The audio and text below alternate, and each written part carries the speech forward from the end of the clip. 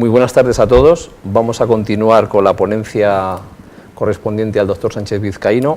Es para mí un verdadero honor tener que introducir a este ponente. Don José Manuel lleva más de 40 años en el candelero ejerciendo la profesión y tiene un currículum que realmente es impresionante, y voy a dar algunos detalles de ellos para que ustedes vean con quién estamos sentados hoy. Don José Manuel es doctor en veterinaria, doctor en filosofía, doctor honoris causa, es doctorado en la Universidad Complutense de Madrid, tiene estudios de posgrado en inmunología y virología en la Universidad de Cornell, en Ítaca, Nueva York, es catedrático de sanidad animal, que en otras partes del mundo pues sería el equivalente a ser catedrático de enfermedades infecciosas y medicina preventiva. Es director del laboratorio de referencia para la peste porcina africana de la Organización Mundial para Sanidad Animal. Tiene más de 200 publicaciones científicas en revistas internacionales de gran impacto, así como autor de varios capítulos de libros de prestigio internacional, director de 29 tesis doctorales, la mía por cierto todavía está por llegar, e investigador principal en más de 100 proyectos de investigación competitivos. Su interés científico está centrado en los estudios de epidemiología y medicina preventiva para la prevención y control de enfermedades infecciosas, el desarrollo de nuevos métodos de diagnóstico, vacunas de nueva generación y nuevas estrategias para su control. Tiene varias condecoraciones y nombramientos, entre las que destacamos las siguientes: la encomienda de número de la Orden del Mérito Agrario y del Mérito Alimentario, la Cruz del Mérito Militar con distintivo blanco, que por sus contribuciones en sanidad animal y en el control de enfermedades infecciosas, la Medalla de Mérito de la Organización Mundial de la Sanidad Animal, OIE, es doctor honoris causa por la Universidad de Murcia y profesor visitante de Sanidad Animal Global por la Universidad de Cornell, y profesor honorífico de la Universidad de Minnesota, en septiembre de 2018. José Manuel, yo creo que ya se ha acabado el tiempo, vamos a cerrar ya la sesión, porque con el currículum ya no tenemos mucho más tiempo. Don José Manuel disertará hoy sobre un tema de la máxima actualidad que se llama amenazas sanitarias en la globalización. Durante la presentación de don José Manuel pueden ustedes enviar preguntas, que las iremos recibiendo aquí en un dispositivo, y luego en el tiempo que tengamos disponible procederemos a contestarlas a criterio del señor Sánchez Vizcaíno. Y sin más demora la presentación, José Manuel, cuando tú quieras. Muchísimas gracias por tus cariñosas palabras, por la presentación, por estar conmigo, y muy buenos días, tardes o noches. No sé realmente en qué horario estaréis cada uno de vosotros, pero quiero deciros que para mí es un enorme placer estar hoy en contacto con todos vosotros. La verdad es que es una capacidad increíble lo que hoy tenemos, comunicándonos tan lejos todos, pero a su vez tan cerca. Espero que esta charla os guste. Lo que queremos explicaros fundamentalmente es si pudiéramos de alguna manera encontrar las amenazas del futuro, es decir,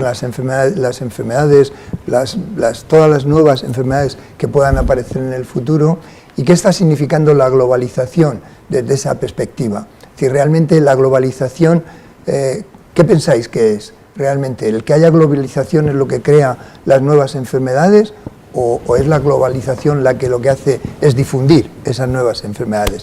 Vamos a ir analizando algunos de esos factores, ¿no?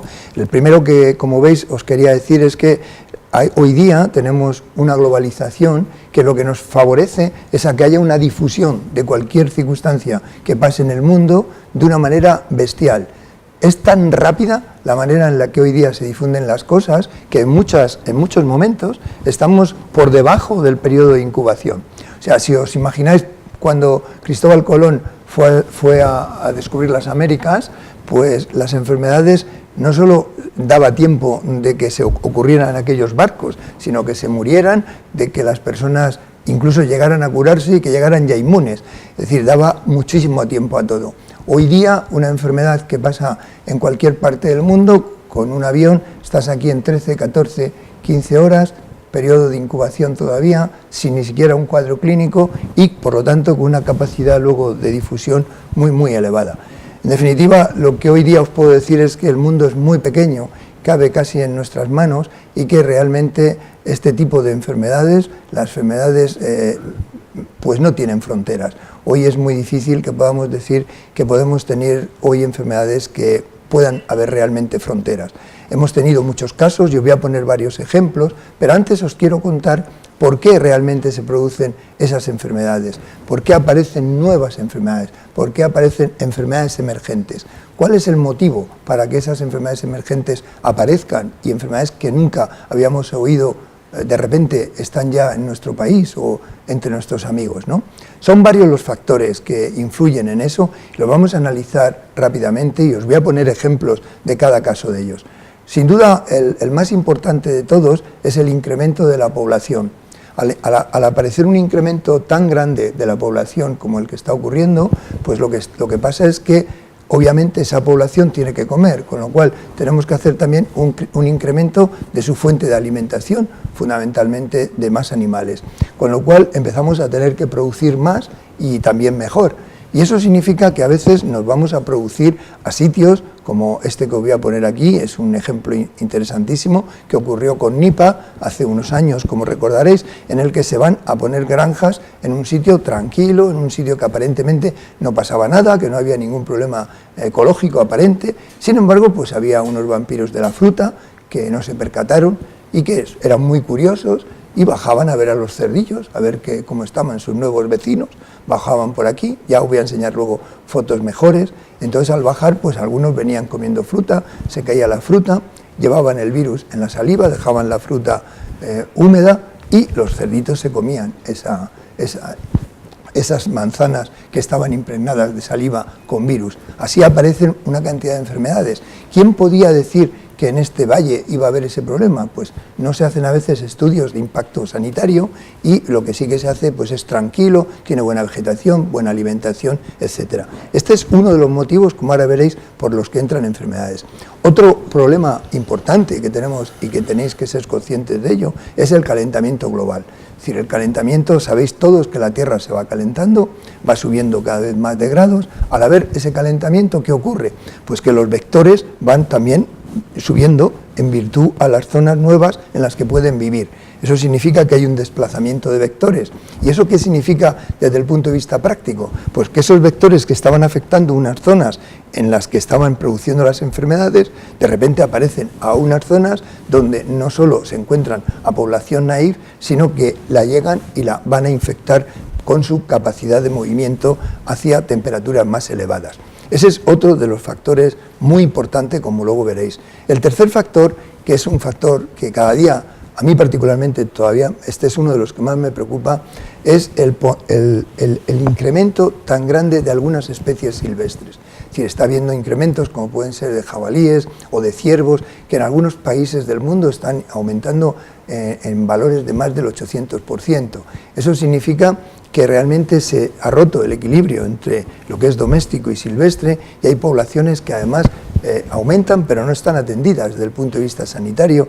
Entonces te encuentras poblaciones con jabalíes pues con enorme cantidad de tuberculosis, con enfermedad de Owiecki, con la amenaza de peste porcina que tenemos ahora y que pasado mañana podremos ver. Este es otro de los factores fundamentales. También hay un aumento mayor del contacto de la especie humana con esta vida silvestre. Viajamos más, vamos a sitios muy exóticos, a sitios extraños, nos gusta la aventura.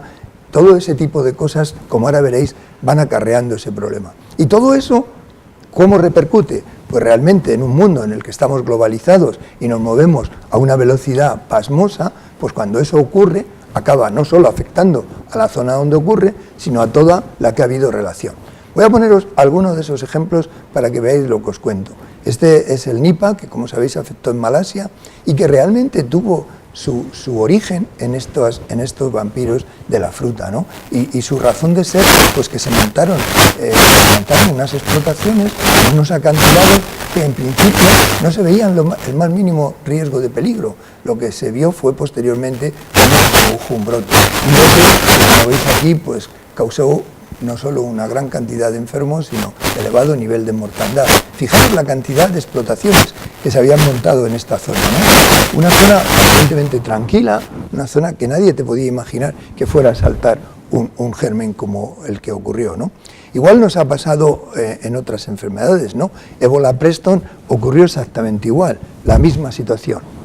Un salto por poner animales en zonas que no se analizan si puede haber algún impacto o no, porque aparentemente esas enfermedades ni se conocen, ni se sabía que en esa zona había esas enfermedades, ¿no? Esto nos pasó Esta fue un poco más grave, la del siglo XXI, que es lo que yo llamo la primera pandemia grande del siglo XXI, que fue con SARS. Aquí realmente había marcadores que tenían que haber dado ya la voz de alarma de que algo estaba pasando, ¿no? Yo no sé cómo esto ocurrió y llegó a una situación tremenda, ¿no? Fue la primera vez en la historia de la sanidad humana en la que se cierran países, se encierran, no dejan vuelos, cortan los vuelos de comunicación, ¿no? Todo eso, ¿por qué? Por miedo a ese SARS, a un SARS que no se sabía, vieron enfermos en el avión y no sabían si era debido a que realmente había habido un aerosol o realmente porque era un coronavirus o era un digestivo. Claro, no es lo mismo una enfermedad que vaya por aerosol, la capacidad que tiene de difusión o de infección en un sitio cerrado, como puede ser un aeroplano, pues es mucho más elevada. Ahí se cerró todo, luego gracias a Dios la infección era más de carácter digestivo y era más por tocar y luego llevar la mano a la boca, ¿no? Y eso nos salvó. Pero fijaros que había una serie de marcadores que realmente nos tenían que haber ya llamado la atención y haber frenado esa pandemia, ¿no? Como sabéis, fue transmitida por una civeta. En el mercado chino las civetas empezaron a aumentar desde el año 60 hasta el año 80, entre el 60 y el 80 subieron muchísimo, al principio habían sido productos de clase social alta, sin embargo al subir tanto la producción de la civeta, pues acabó siendo una producción de tipo normal, de tal manera pues que había bajado los precios, se comía mucho más, se cazaba más la civeta, había incluso granjas de civeta silvestre y realmente pues esto fue lo que sin duda transmitió la enfermedad y como decía, había marcadores, mucha más facilidad para contactar con las civetas, también mucho más consumo humano, más contacto humano. Nadie se percató de ver que un plato que incremento en su alimentación podía llevar tanto peligro porque nadie había estudiado la civeta y los agentes que puede tener, ¿no? En el calentamiento global, pues lo que os he dicho antes, suben las temperaturas, esas temperaturas hacen que suban también los vectores, van lo que se llama colonizando zonas que para ellos son mucho más adecuadas y sabemos por varios virus que una vez que tú subes la temperatura a un vector entre 3 grados, a partir de los 3 grados, la capacidad que ese virus tiene de multiplicar es mucho mayor. Es decir, que para que os hagáis una idea, si tú coges una muestra, picas y tienes en el enfermo 10,2, si el vector lo amplifica y está en una buena temperatura, la cantidad de virus que puede producir es muchísimo más elevada, ¿no? Con lo cual no solo coloniza, sino que también aumenta la producción.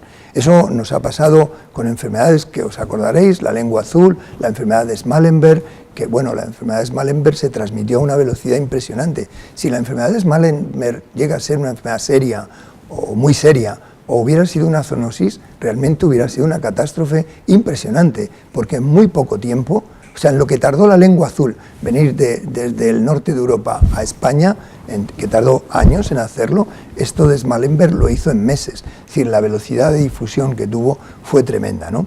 Entonces, bueno, son factores que uno pues se queda impresionado, ¿no? El aumento de la fauna salvaje es realmente preocupante. Yo os digo que ahora mismo es uno de los problemas mayores que tenemos en algunas partes del mundo con enfermedades como la peste porcina africana. Es el 75% de las enfermedades que emergen, es decir, de las emergentes, sabemos que tienen su origen en la vida silvestre, ¿no? Y que son la principal fuente de estas enfermedades. Pero fijaros que también es curioso otra cosa, y es que hay negocios que nadie podía uno imaginarse cuando el negocio existe, de que fueran también un mecanismo de transmisión de enfermedades, ¿no? El caso más claro es el de la enfermedad del Nilo, en el que se descubrió que realmente la transmisión venía del mercado de neumáticos de segunda mano que quedaban fuera en zonas infectadas y ponían huevos los vectores, ¿no? Los mosquitos ponían los huevos en las ruedas en las que había gotitas de la lluvia, ellos ponían sus huevos, esos neumáticos se mandaban a varios países para su reciclado y su recauchatación y al final lo que haría era emigrar esa enfermedad que tampoco se sabía que en un neumático podíamos transmitir una enfermedad como el Nilo, ¿no? Es decir, son cosas que realmente nos demuestran que todavía desconocemos mucho sobre las enfermedades emergentes y cómo poder cortar ellas, ¿no? Fijaros, otra cosa interesante de las enfermedades emergentes. Estas enfermedades emergentes, como veis, son enfermedades que afectan a humana, como sabéis, pero daros cuenta cuál es la mayor cantidad de agentes emergentes, ¿no? Si os fijáis, lo que ha crecido enormemente en los últimos años son las enfermedades virales. Fijaros que pasamos de valores del 15% a un 44%. Es decir, las enfermedades emergentes más importantes, cada día más, son de origen vírico, ¿no? Eso es otra cosa muy importante a tener en cuenta. Y las enfermedades reemergentes, ¿qué pasa con ellas? ¿Realmente las tenemos que considerar o no? Entonces tenemos enfermedades que generan a veces mortandades mayores que las emergentes, pero es que somos incapaces de acabar con ellas, ¿no? Estas son, pues, el reiterativo, la gripe, el que más problemas genera tuberculosis, que es un tema serio, ¿no? El tema de africana, que os contaba, es otra reemergente, que ahora tiene una dimensión global. Y claro, aunque las comparaciones no son odiosas, yo no las considero odiosas, si os fijáis, la capacidad de impacto que tiene la tuberculosis frente a la gripe, al H5N1, que tiene una difusión y un impacto mediático y social muy elevada, pues es casi increíble, ¿no? Fijaros, de 4.800 casos diarios de tuberculosis, con muertes de más de 1,77 millones, que ya es población, a solo 604 casos en H5N1, ¿no? Con una mortandad de 4.800 diarios o de 456.000 que tenía el SIDA, otra enfermedad también que ha perdido su situación de impacto, ¿no?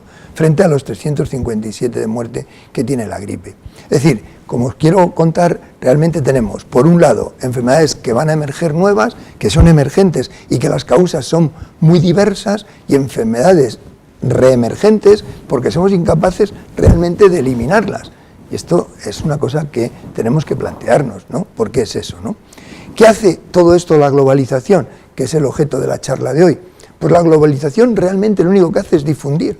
Es decir, es como si tuviéramos una enfermedad infecciosa y le pusiéramos un ventilador, pero un ventilador muy potente. Entonces, lo que está habiendo, como veis, es una cantidad de comunicación en el mundo tan impresionante, a tal velocidad, que cualquier enfermedad que ocurre en cualquier sitio acaba en el que menos te esperas. Es decir, realmente en esto, ¿qué quiere decirnos? Pues que nosotros tenemos enfermedades endémicas que realmente tienen su capacidad de difusión en la propia globalización. Y la pregunta que ahora os quiero llevar, para ver si me acompañáis en este otro tramo que tenemos, es: ¿realmente podríamos nosotros predecir, con la tecnología que hoy día tenemos, cuál va a ser la nueva enfermedad emergente que vamos a tener? Tenemos tecnología para eso y nos damos cuenta de que de eso sabemos bastantes cosas, cada día más. Por ejemplo, sabemos muy bien cuáles son las especies que más han contribuido a la aparición de enfermedades endémicas, como son los primates, como son los murciélagos, como son los ratones, los roedores. Es decir, eso sabemos. Ahí están la mayoría de las emergentes que han surgido. También sabemos que hay otras de carácter medio, que también han surgido, pero en menor cantidad, o incluso en mucho menor, ¿no? Pero realmente concentrémonos, por ejemplo, en las más importantes. Ya sabemos cuáles serían los animales que podrían iniciar una nueva enfermedad endémica. Pero ¿cuáles son las etapas? ¿Dónde realmente se producen esas enfermedades y cómo realmente podemos detectarlas? Bueno, pues os voy a enseñar en esta diapositiva lo que realmente ocurre. Nosotros tenemos unas especies donde, digamos que tenemos guardados esos virus, esas bacterias, esas enfermedades endémicas. Esto lo que va a hacer, pueden ser que algunas tengan necesidad de ir con vectores, otras no, pero lo que hacen esas especies es amplificarlo. ¿Amplificarlo? ¿Dónde amplifican? La primera capacidad de amplificación es siempre el animal doméstico. Fijaros qué capacidad tan enorme de amplificar tenemos en el animal doméstico. Y después, si son zoonosis, van a amplificarse en los humanos. Con lo cual, realmente, si trabajáramos de verdad en el concepto de One Health, nosotros vemos que el primer paso de amplificación, el primero en el que tendríamos que darnos cuenta, sería las especies que tenemos en una zona concreta y la amplificación en especies domésticas que allí tendríamos. Podríamos trabajar con esa filosofía. Fijaros, por ejemplo, imaginaros por un momento que somos capaces de hacer un diagnóstico, una detección temprana de una de estas cosas. Fijaros cómo caen las curvas. O sea, daros cuenta, si somos capaces de hacer una detección temprana, cómo la curva de amplificación de animales ya baja considerablemente sobre lo que eran las cifras anteriores que os he contado, y la de humana, que antes, ¿os acordáis?, llevaba este pico, quedaría así. Es decir, fijaros el enorme beneficio que habría, tanto para las especies animales como para la especie humana, el hecho de tener una detección temprana de esa situación. Claro, ahora mismo vosotros preguntaréis, pero ¿y cómo puedo yo hacer una detección temprana? ¿Dónde me pongo a buscar esto? Bueno, pues hoy día sabemos bastante también. Os voy a enseñar otra cosa que os va a sorprender. Sabemos las zonas del mundo donde son más vulnerables que esas condiciones ocurran. Es decir, donde más veces pueden darse fenómenos de eliminación de esos virus que están escondidos, tranquilos, en su zona, y que son todas las que veis aquí marcadas en rojo, ¿no? Esta sería, digamos, la principal zona de estudio donde se producirá el próximo salto, la próxima enfermedad endémica. Entonces, ¿qué podríamos hacer? ¿Realmente la ciencia de hoy día tiene posibilidad para enfrentarnos a ello? Pues yo creo que si lo miramos bien, y esto es el esquema que yo quiero que ahora pensemos juntos, es lo siguiente: si tenemos una fuente que sabemos cuál es principalmente, la fuente que tiene la mayor capacidad de eliminar gérmenes desconocidos con gran impacto de enfermedad zoonótica, si también sabemos qué vectores están en esas zonas, lo único que tenemos que hacer es monitorizar de alguna forma que esa amplificación al contacto con animales o al contacto humano sea detectada lo más tempranamente posible. Podríamos incluso detectarlo en la propia fuente. Si hacemos una investigación sobre la fuente de esa zona, que es lo que hoy día se está haciendo, pues hay dos formas de hacerlo. Por un lado, tenemos buscar en la propia fuente de esas potenciales enfermedades y, por supuesto, hacer una detección temprana en aquellos contactos en donde sabemos que va a haber la amplificación. Entonces, vosotros ahora os preguntaréis, bueno, ¿y eso cómo se hace? Eso se llama ir de caza de microbios nuevos. Pues de alguna manera sí, es ir a buscar nuevas enfermedades antes de que éstas surjan, ¿no? Y poder, de esa manera, poder frenar. La pregunta que nos haríamos sería, ¿cuándo y dónde va a saltar esa enfermedad? Primero, ¿en qué sitio nos ponemos a buscar? Y después, ¿dónde y cuándo va a hacer ese salto, ¿no? Y la pregunta que vosotros hacéis es, ¿realmente podemos hacer eso? ¿Podemos tener hoy día tecnología que nos permita saber el dónde y el cuándo podemos dar ese salto?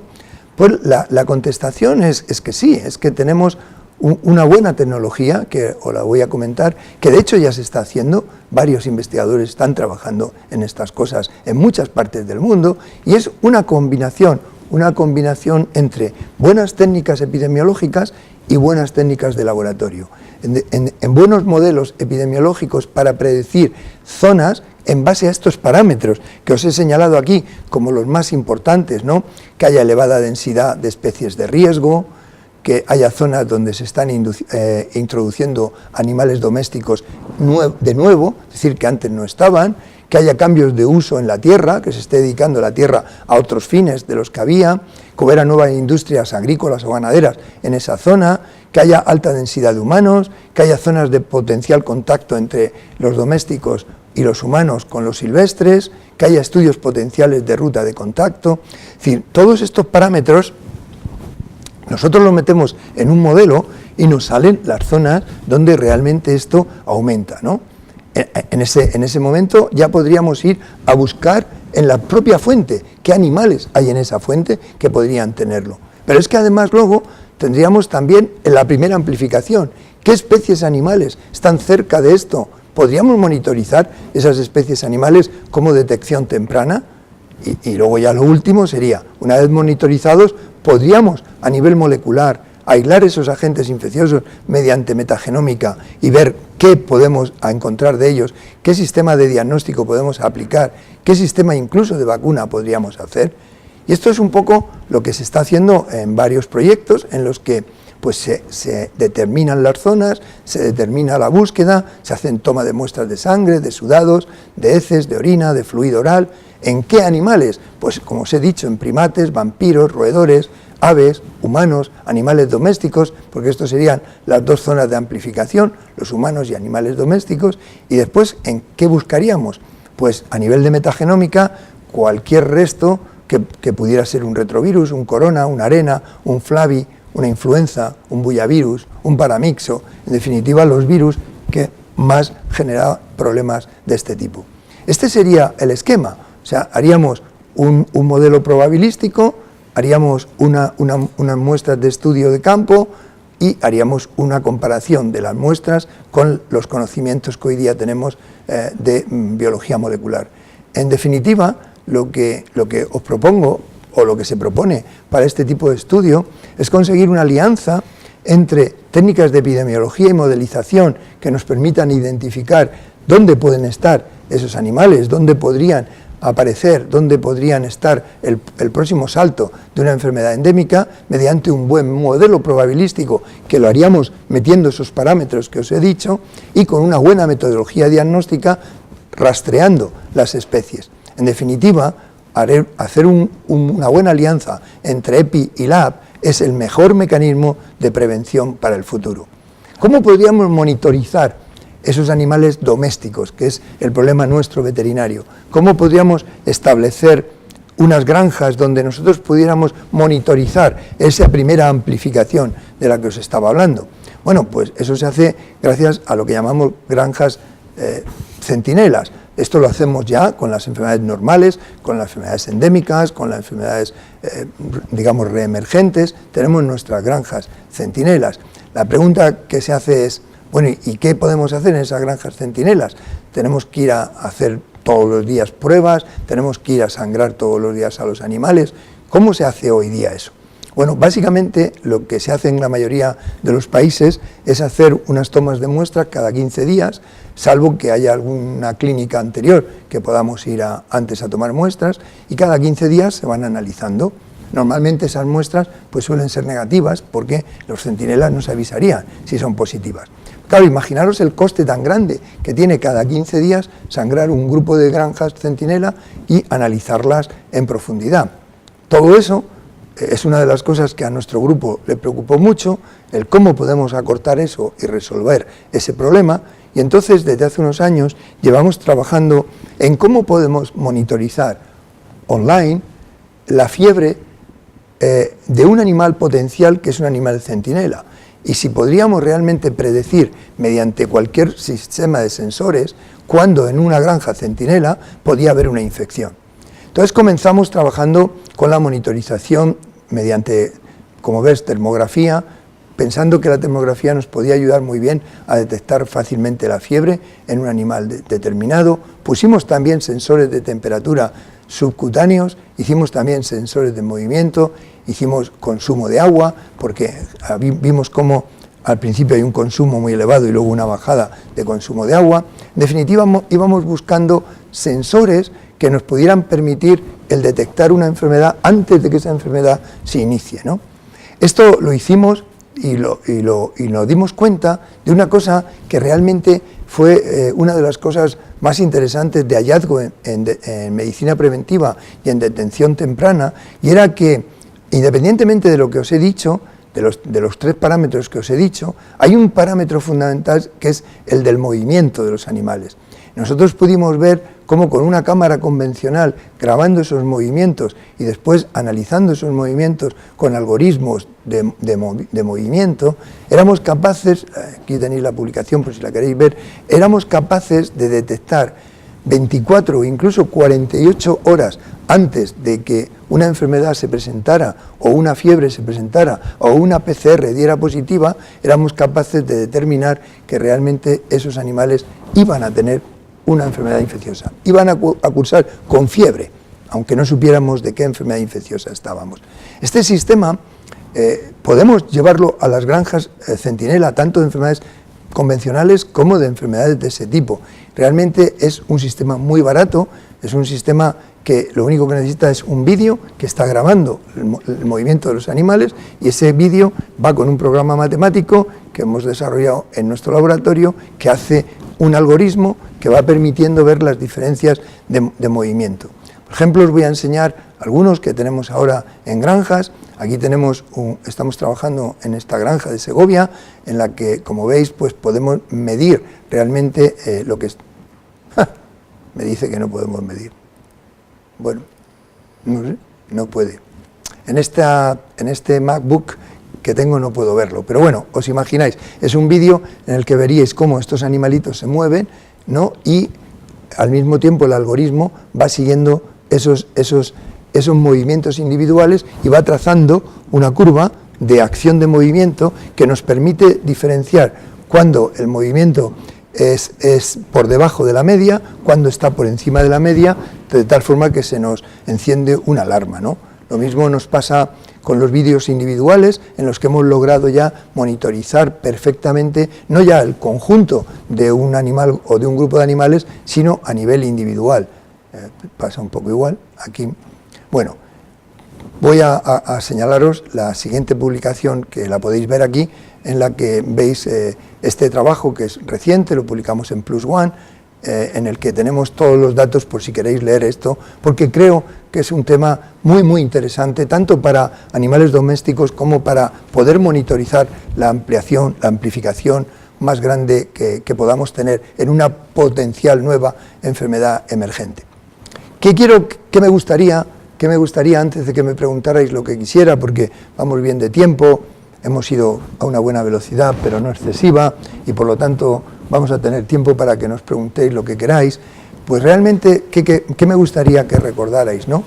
Bueno, pues lo que más me gustaría que recordarais es que la mejor alianza que hoy día tenemos, la mejor alianza en la medicina preventiva, no es el laboratorio o no es la epidemiología sola, es combinar epidemiología y laboratorio.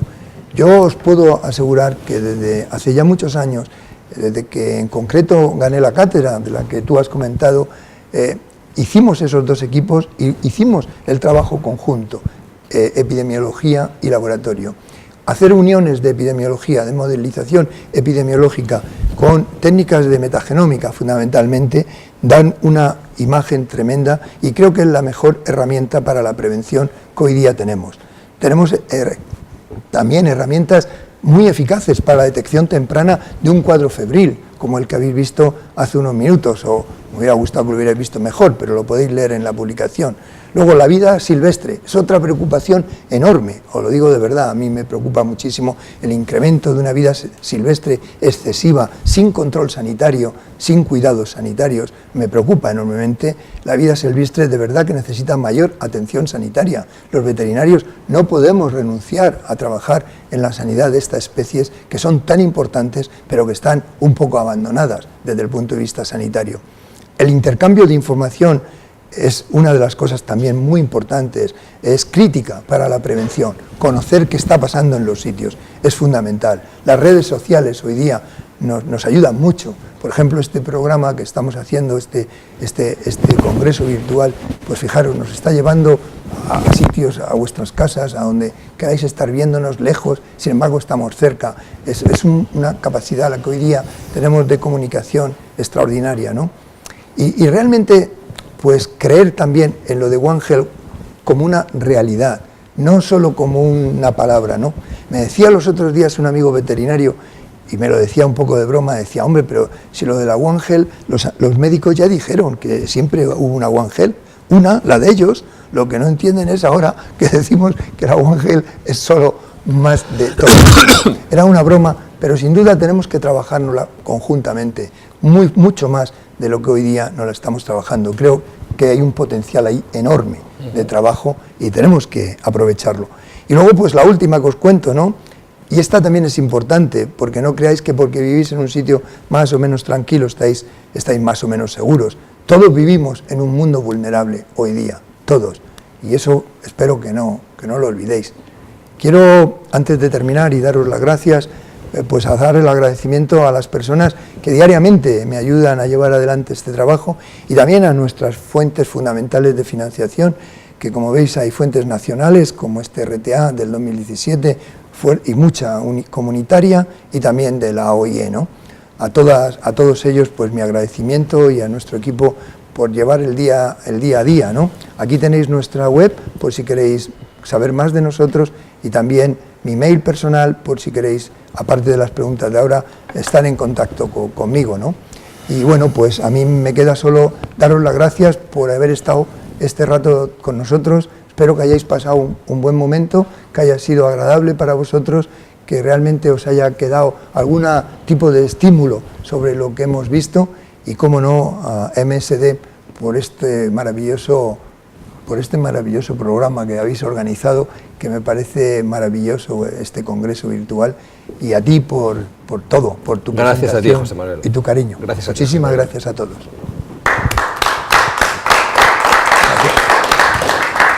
Bueno, antes de finalizar, vamos a dar paso a algunas preguntas que tenemos aquí, que hemos ido recibiendo de las personas que están siguiendo el Congreso, y la primera va a ser muy facilita y además no creo que sea motivo de especulación alguna. Citabas tú, José Manuel, que el 65% de las enfermedades emergentes vienen de los animales silvestres.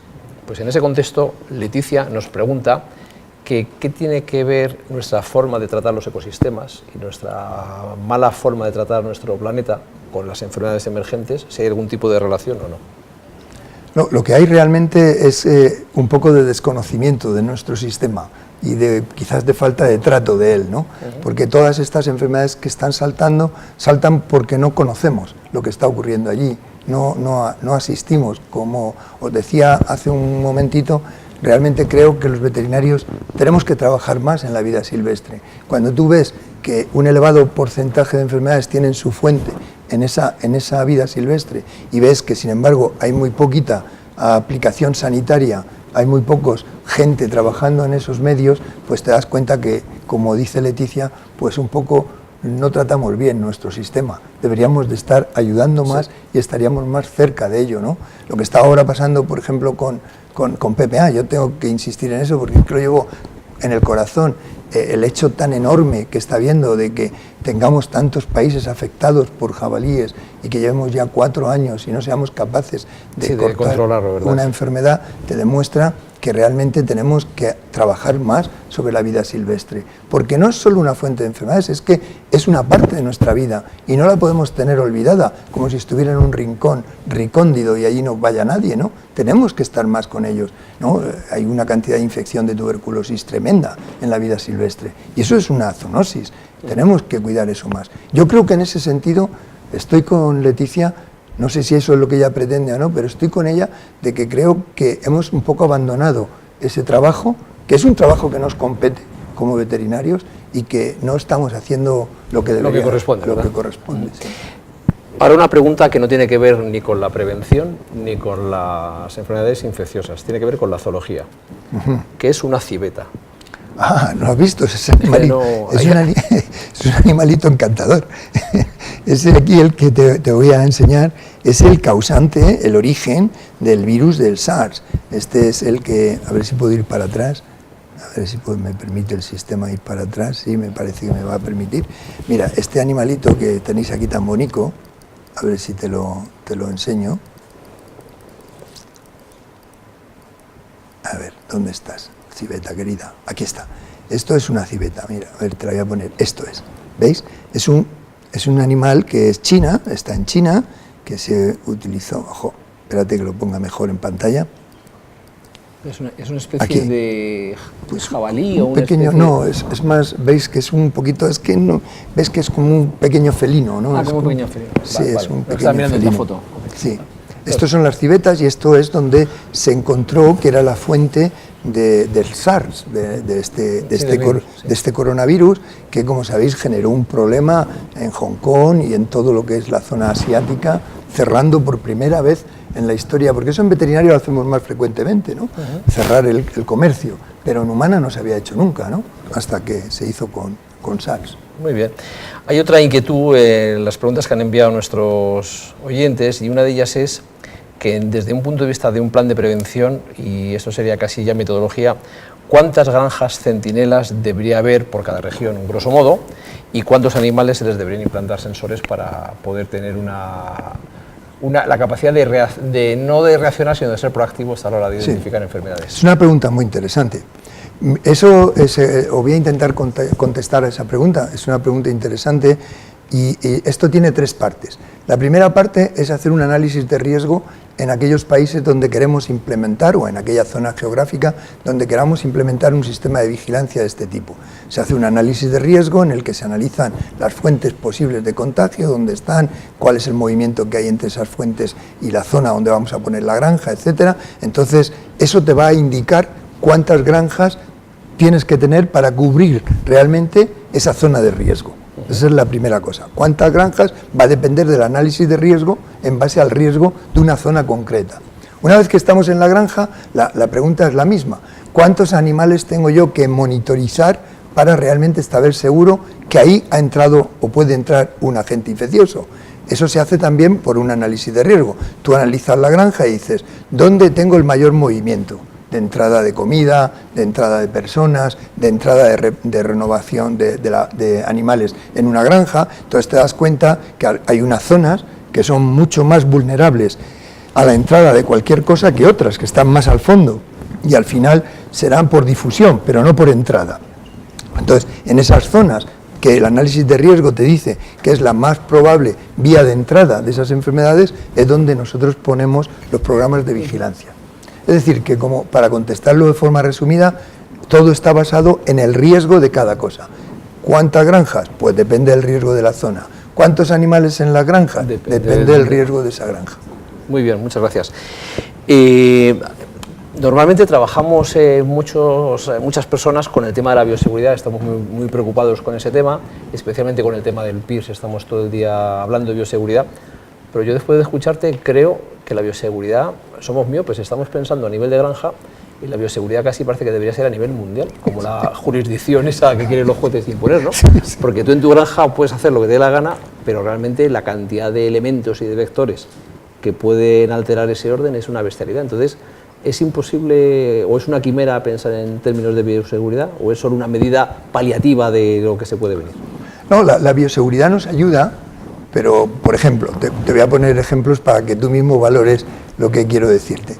Nosotros sabemos hoy día, y tenemos modelos también hechos por nuestro grupo, que demuestran cuando hay enfermedades en el norte de África, que son vectoriales, pues sabemos dónde se van a depositar esos vectores cuando el viento sopla de una determinada manera. Entonces nosotros hoy día tenemos un cálculo que además está online, en el que decimos, bueno, pues hoy hay aquí lengua azul, ha habido un movimiento de estas características que ha tocado la península en tal sitio, probablemente ahí hay probabilidad de que esa enfermedad ocurra, ¿no?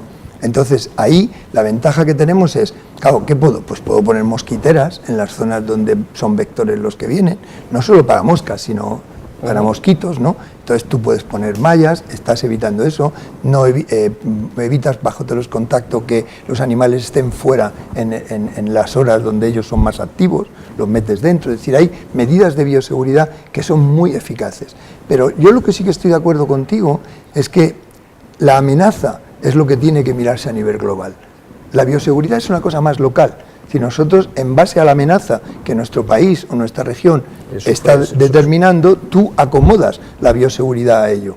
Y eso es lo que en este momento nosotros tendríamos que hacer. El caso de PIRS es un virus pues bastante difundible vía aerosol, y claro, el aerosol es muy difícil de frenar. Hay otros parámetros que son más fáciles, por ejemplo, que no se acerque un jabalí, o que no se acerque otro tipo de animal, o que la gente no entre sin cambiarse de ropa. Es decir, hay cosas que podemos cortar, más elementales, pero el aerosol es más complicado. Entonces, ¿qué se está haciendo ahora para evitar en zonas donde hay varias granjas que el PIRS no se vaya de una a otra? Pues metiendo sistemas de filtración en las granjas. Es decir, si realmente lo más difícil para nosotros es cortar el aire, si yo meto filtros de aire, pues yo estoy limitando claro, esa situación. Con lo cual yo creo que es una conjunción de las dos cosas. Es una conjunción de la información de los riesgos a nivel globales y cómo nos pueden afectar, y nuestra capacidad de reaccionar poniendo las medidas de bioseguridad adecuadas para cada uno de esos riesgos. Una unión de las dos. Tenemos tiempo para más preguntas. Entonces, me están diciendo que andamos ya cortísimos. Esta no es una pregunta, pero quiero compartir contigo el comentario de Lucía. un tío grande. Enhorabuena, José Manuel. Eso es lo que dice Lucía, no sé desde qué país. Muchas gracias, Lucía, y muchas gracias a ti también. Bueno, pues nada, siendo las 18:45, pues llega el momento de cerrar esta sesión. Nos queremos primero dar las gracias en nombre de la compañía MSD por tu excelente presentación. Gracias por tu lección magistral y sobre todo enhorabuena por tu pasión y el foco que pones en el control de estas patologías que en definitiva impactan en la producción y como hemos hablado esta mañana estamos hablando no de otra cosa nada más que de alimentos y de salud pública, entonces creo que todo cierra perfectamente. Nos queremos despedir de los 50 países que están más o menos conectados y muy especialmente mandar un cariñoso saludo a nuestros colegas portugueses y a nuestros colegas latinoamericanos por los cuales sentimos un profundo afecto. Y dicho eso, clausuramos esta sesión. Muchísimas gracias. Muy bien. Nada.